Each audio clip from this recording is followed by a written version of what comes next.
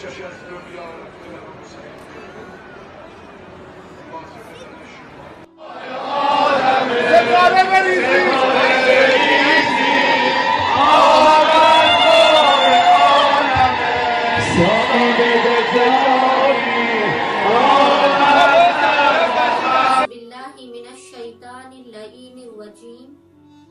بسم اللہ الرحمن الرحیم۔ السلام علیکم یا علی مدد۔ آپ تمام مومنین و مومنات کو میری جانب سے آمد سید الشہداء امام حسین ابن علی بہت بہت مبارک ہو۔ یہ وہ امام ہیں کہ جو کریم ابن کریم ہے۔ یہ ایسا امام ہے کہ جس کے در سے کوئی خالی ہاتھ آنے والا نہیں۔ 3 شعبان کی مناسبت سے آمد مولا حسین ابن علی کی مناسبت سے آپ تمام مومنین و مومنات کی خدمت میں ایک اہم ترین عمل لے کر آئے۔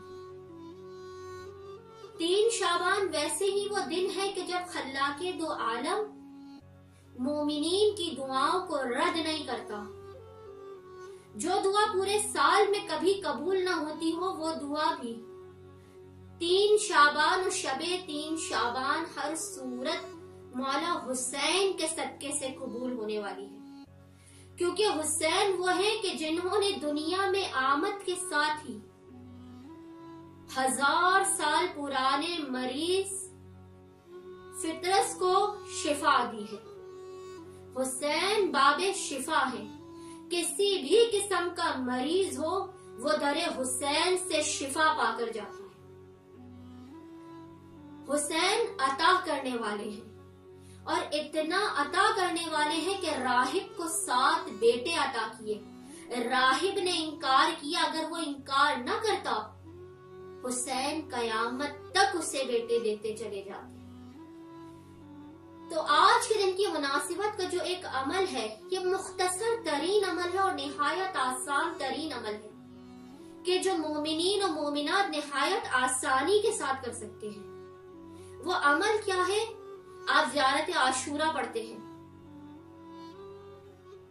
اس پہ سجدے کی جو دعا ہے اللہم ارزقنا شفاعت الحسین یوم الورود، بار الہ مجھے حسین کی شفاعت نصیب ہو۔ کب؟ یوم الورود، قبر میں اتارے جانے کے وقت۔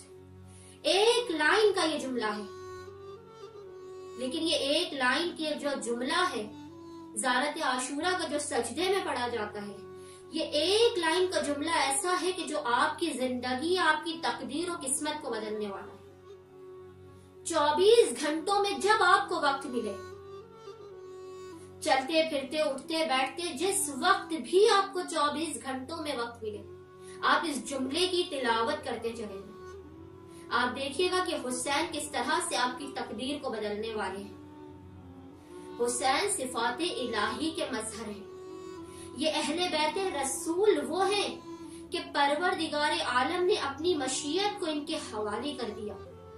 چھٹے امام جعفر صادق علیہ السلام اللہم صلی علی محمد وعلی محمد کہتے ہیں نا کہ نحن مشیت اللہ، ہم اللہ کی مشیت ہیں، ہم اللہ کی مرضی ہیں، ہم اللہ کی رضا ہیں۔